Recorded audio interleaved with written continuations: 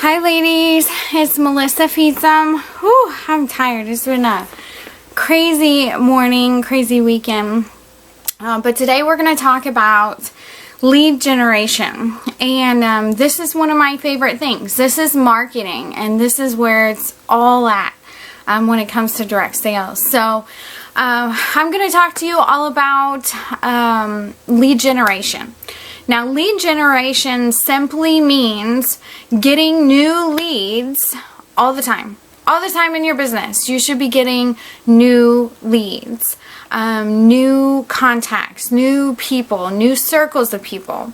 Because without lead generation, you can maintain your business, but you cannot thrive in this business. You cannot go to the next level. You're eventually going to run out of contacts and family and friends, and you are going to have to create that lead generation, and you're going to have to work just a little extra harder than everybody else around you if you want to be successful in this business. And that does not mean that it's hard, because nothing that I do is hard. Nothing. Nothing that I do is expensive, and nothing that I do is hard. So that's what I want to talk to you about today, is all the different ways that you can start thinking about that. And when, after this video, oh sorry, I got something in my eye. After this video, I literally want you to look around when you are out and about, or you're doing a Facebook party or a hostess packet or anything that you're doing. I want my voice to pop in your head and say, leads, leads, leads. I need leads. Leads are everywhere. They are in your home parties, your Facebook parties while you're out and about, your vendor fairs, your hostess packets, your catalog parties, in your customer group, with your different groups of friends, with fundraisers. Everywhere you look, you just have to focus, and then you're gonna find all of these magical opportunities that were right in front of you all along, but you just never grabbed a hold of them. So that's what we're gonna talk about. So the first thing that I want to talk about is, I have a cheat sheet. Sorry, there's a lot of information, so I didn't want to miss anything for you. Right here you have my catalog labels. Now, the one thing that I want to know if you have on your catalog labels is your customer group on Facebook. Your customer group is a long-term relationship with one of your customers. So everything that I've done, I've totally integrated my customer group into whatever that is. Hostesses, Facebook parties, my home shows, my catalog shows. I want people to join my Facebook group. So just make sure, and my labels says search so-and-so, and it has my group on Facebook to be added to my customer group and never miss an outlet sale, and be the first to see the specials each month. So I got all of that on this little bitty thing, label, 2x4 label. Okay, so that is that. That's your labels. Now, the other thing is your marketing materials. I think business cards are dead. I think they are the most obsolete thing in the world.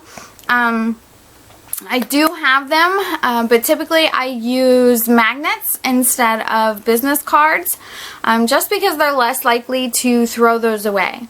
So business cards I use to throw into fundraiser packets. Sometimes I'll throw one in there. I'll put them in bills when I mail a bill.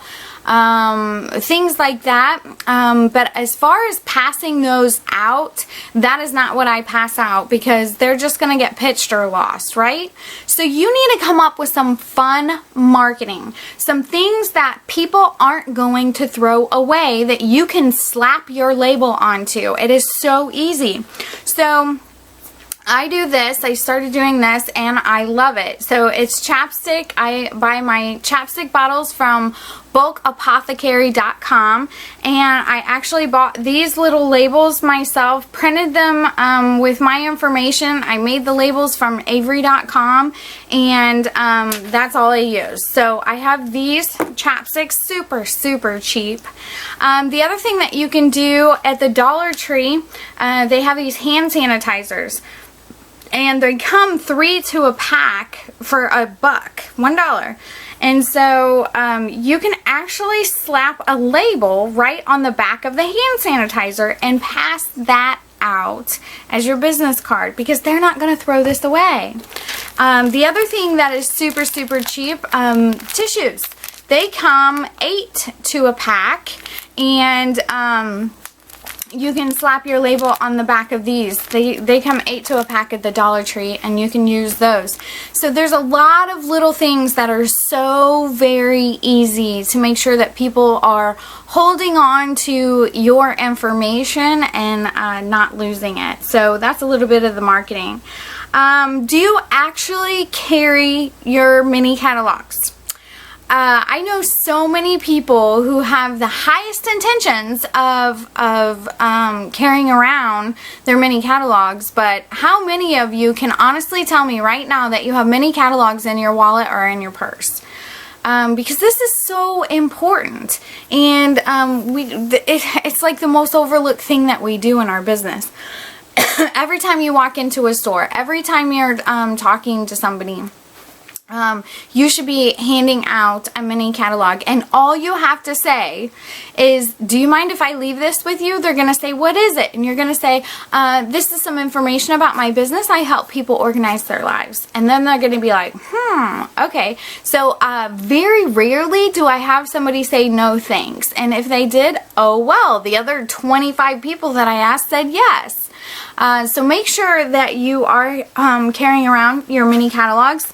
And then these door price slips from Home Office, you should have them. They come in a 50 pack for like $1, or I mean, they're super cheap. And these have all the information that you want somebody to fill out. Start putting these in your mini catalogs, okay? Put this in your mini catalog. Take this to your parties. You will use this everywhere. So when you put that in your mini catalog and you hand it to somebody and you do strike up a conversation, let them know, hey, so there's a slip in there, and write your phone number as you're talking to them. I got this from Hillary Boyens a long time ago. Write your phone number on the back of the mini catalog as you're talking to them, and be like, hey, so here's my phone number, and there's a slip in there. If you want to fill out that slip and actually text me a picture of your slip filled out, I will actually mail you a gift.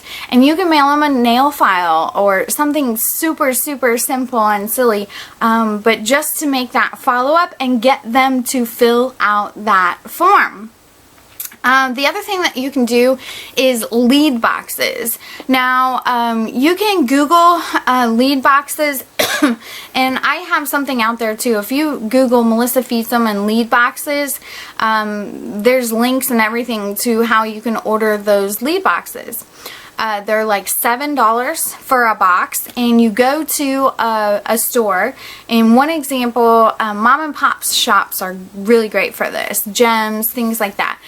So you drop the lead box off and you talk to the manager and you say, hey, I was just wondering if I could leave this here to do a giveaway, and I'm going to give a $10 gift certificate for your store.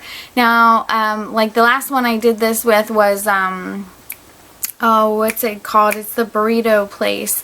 Anyways, so I gave a gift certificate away for their store, so they're more likely to do it. And all I did was leave that lead box up there for 30 days, and I left mini catalogs and business cards and stuff like that, and pens, so everybody could fill them out. But that's just pure lead generation. You're leaving that for 30 days, and you're gathering a bunch of information and leaving your information out in the public where people can find it. That's the thing. It's working while you're not. So it's kind of a no-brainer. Alright, so let's talk about your Hostess packet. So how many of you actually use the Hostess portal?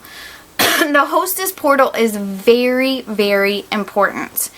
When you can convince your hostess to get in there and upload her friends' emails and contacts to that hostess portal, those contacts are in your back office forever.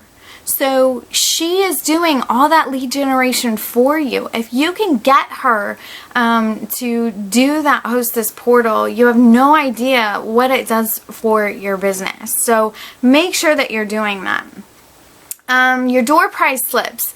So if you start putting in to your packets 10 door price slips. This is your hostess packet. You're going to put in 10 of these door price slips. And you're going to say, if you get 10 of these filled out, you're going to get a gift from me. Now you can give $5 off her order. You can give a key fob, a nail file. It doesn't matter what you give. But tell her that she's going to get a gift if she gets 10 of those slips filled out from her friends and turns those back into you. If she's away, she can text them to you. She can text the pictures to you. If you're doing a home show or a catalog party and you're collecting orders, just collect them then. But let's say that you have 5 hostesses every single month. And each of those 5 hostesses filled out 10 of them. They got 10 of their friends to fill them out. That is 50 new leads a month. 50 new leads a month. Now, how many does that equal for an entire year? 600 new leads per month. If your hostess gets 10 of them filled out and you had 5 hostesses a month.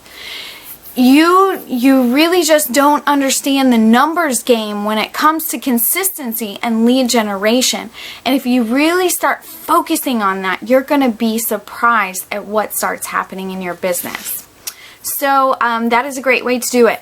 Fundraisers. So whenever I'm doing a fundraiser, I hand the organizer 50 door price slips. I'll hand her a whole pack of these. And I will say, you get a quarter for every single slip that you get filled out. Okay, there's 50 slips, and if you get a quarter for every single one of them that you get filled out. Now, a fundraiser, all they can think about is making money. That's what they want to do. They want to make money. And when you tell them they get a quarter for every one they get filled out, they're like, heck yeah. So they get all those filled out from their friends. And you know how much that cost me if she gets 50 of them filled out? $8. $8 and I have 50 new leads. I will pay $8 for 50 new leads from someone who can vouch for me as a businesswoman. That is a golden lead right there. That's why I love fundraisers. So make sure that you're doing that with your next fundraiser. Try it. Super, super easy. And $8 for 50 new leads. The other thing, let's talk about Facebook parties. So you need to become familiar with Facebook or Google surveys. And you need to figure out the right combination for you with those Google surveys. So Google Melissa Fietsam and Google survey, and you need to figure it out. I'm telling you that those surveys were one of the best things I ever did in my business. I started with a birthday club. So if you Google Melissa Fietsam and birthday club, there's so much information out there.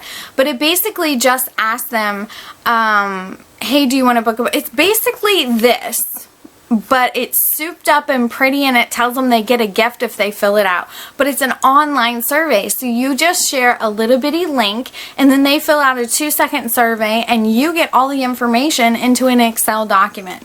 It is like the easiest thing in the entire world, and I'm actually thinking about incorporating that into my hostess coaching to get her leads.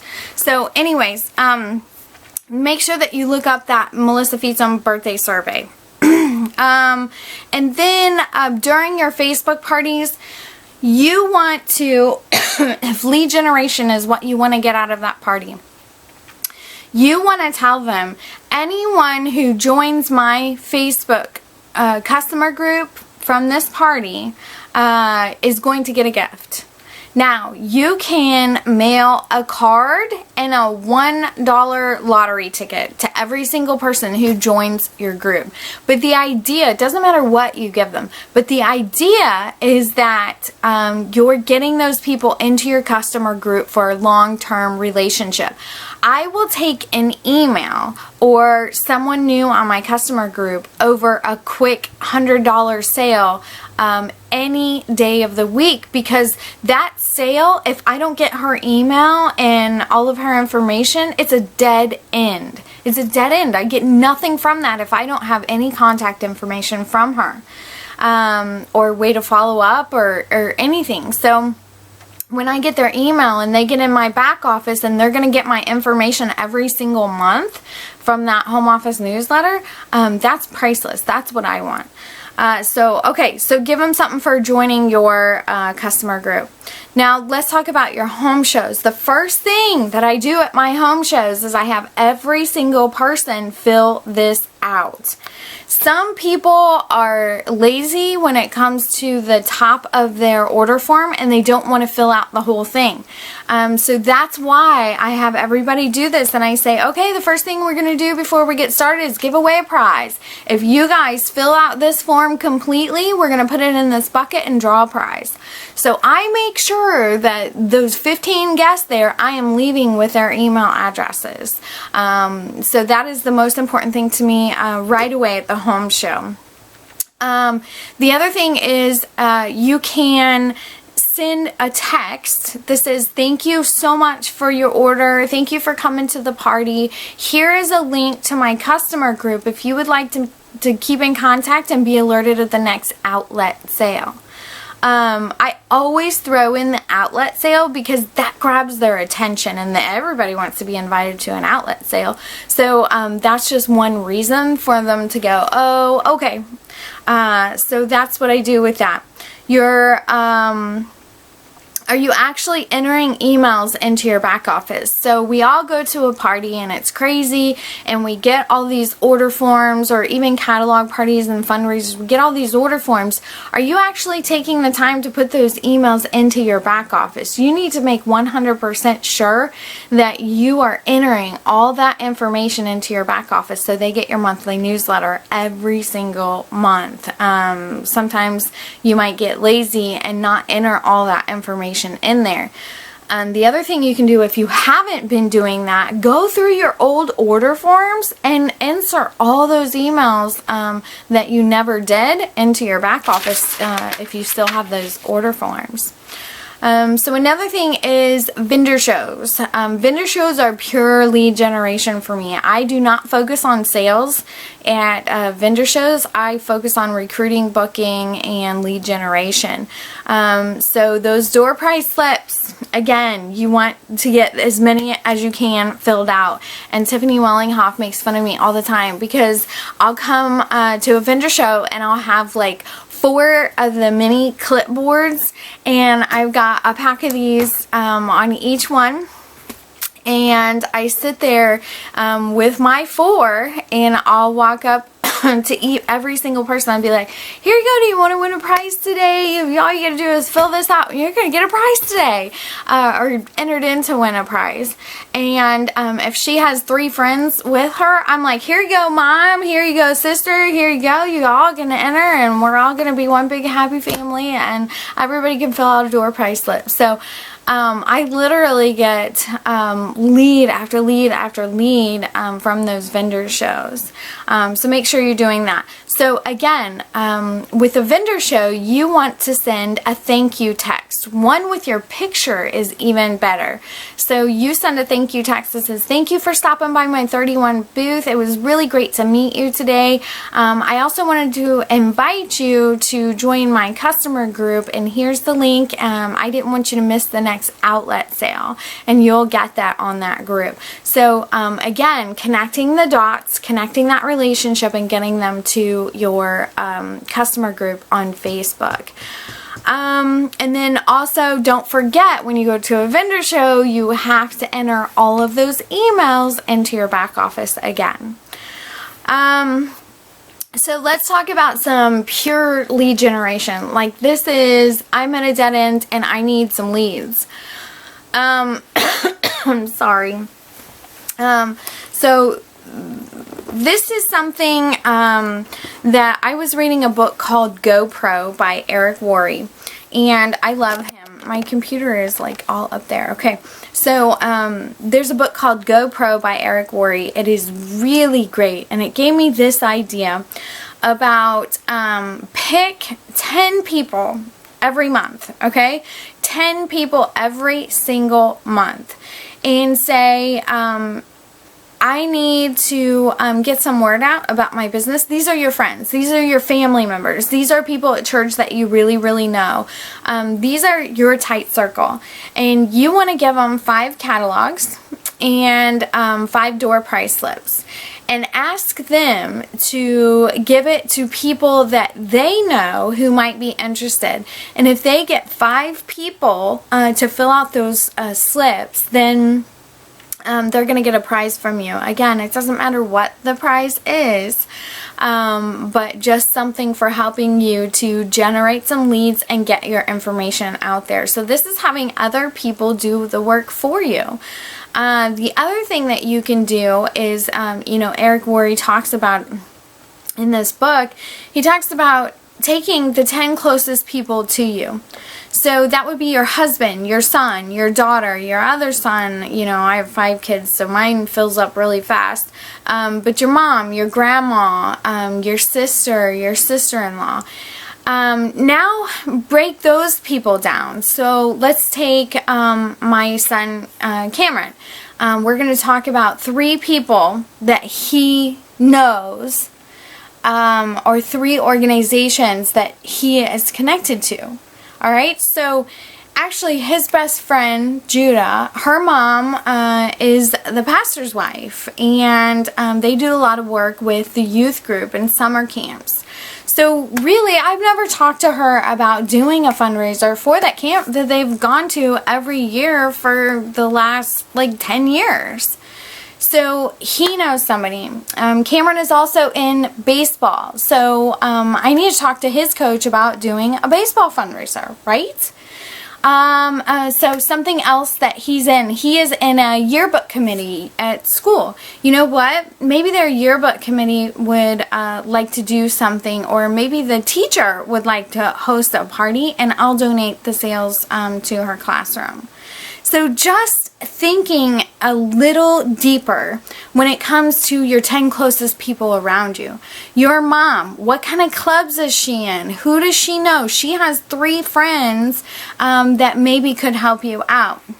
So it's digging just a little deeper than you normally would. So that's just a little tidbit on some pure lead generation.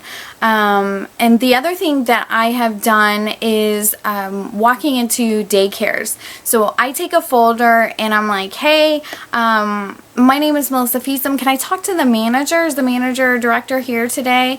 I walk in, I leave a packet with them. And it has a catalog, fundraiser pitch, and my business card. And I basically leave it with them, tell them some information about doing a fundraiser, and then I go home, and a week later I call, and I'm like, hey Marcia, it's Melissa Fietsam. I left some information with you last week about possibly doing a fundraiser, and I was just calling to see what you thought about it. Now some are going to say there's no soliciting, but 99% of them will let you leave that packet. And I can't tell you how many consultants I have on my team, how many fundraisers I did for daycares, how many parties I held from the people that were going and ordering and everything. It was something that I did for about a year straight, and I got so many leads from that. And yes, it took some time. Was it hard? Absolutely not. But if you make those packets up, how many daycares do you pass in a week? How long would it take to walk into one of those that you're passing already on your way to work and drop a packet off and talk to somebody? So just something to think about also. But I will list your homework for the lead generation, but sorry for the long video. There's lots of things, but I really just want you to think about integrating lead generation into everything that you're already doing. And one of my favorite quotes that I put up here was, if you do what you've always done, you're going to get what you've always gotten. Lead generation is about doing something new. It's about going ahead on that extra degree. If you haven't read 212 Degrees, I encourage you to. It's a really quick read, and it's phenomenal in its thinking. And it's about going that extra mile, that extra inch to get what you want out of your business. And that's what lead generation is about. Not many people are willing to go that extra mile to get those extra leads. And the ones who do are the ones who are very, very successful. So, all right, ladies, love ya. Bye.